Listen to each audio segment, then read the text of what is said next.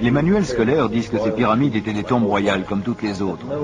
Mais à l'intérieur de Gizeh, on n'a trouvé ni momie, ni inscription, rien. En plus, certains des pharaons de la 4e dynastie ont bâti 2 pyramides. Pourquoi? Avaient-ils l'intention d'être enterrés dans 2 endroits à la fois?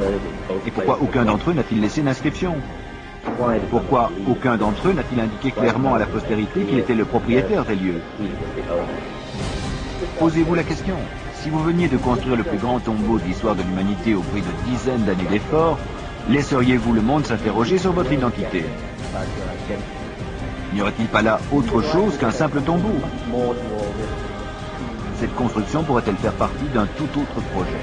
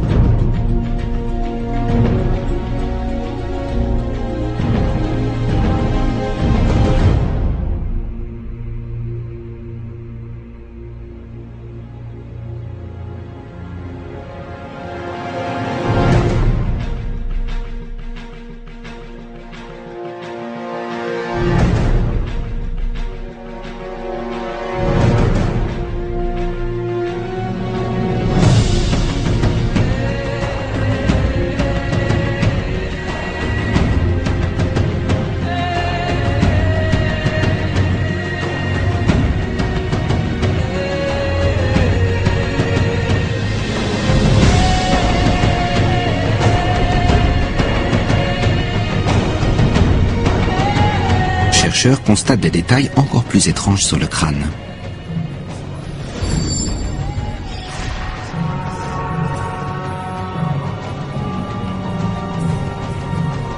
Dans les sculptures et les fresques, de nombreux pharaons de l'époque semblent avoir une tête de forme oblongue. Les experts ont toujours pensé que c'était une convention artistique, une façon de montrer que les souverains étaient différents des simples mortels. Mais le scanner semble confirmer que l'art imitait bien la vie. Cette forme était peut-être génétique. Mais il y a une explication plus étonnante encore. Selon certains, la coutume royale voulait que la tête d'un bébé soit bandée fermement pour provoquer cette forme allongée.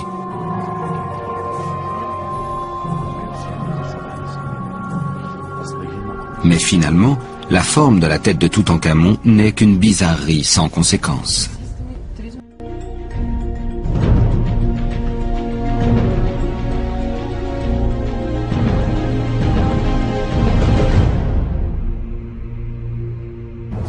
Enfin, il y a l'étrange allongement du crâne. Cela n'a joué aucun rôle dans sa mort. Mais d'où vient cette forme? D'après le scanner, rien ne prouve qu'on ait bandé la tête de Toutankhamon pour la façonner ainsi. Elle est surprenante, mais les mesures montrent qu'elle reste dans la norme. L'étrange crâne de Toutankhamon était sans doute d'origine génétique. Il confirme une seule chose, sa ressemblance avec Akhenaton.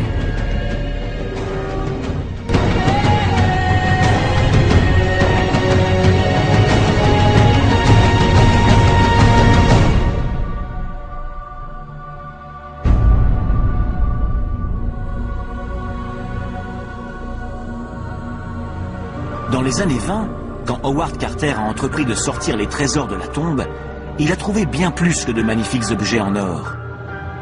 Il a aussi découvert les restes de 2 bébés. Comme Toutankhamon, ils reposaient dans des cercueils emboîtés et ils étaient entièrement momifiés.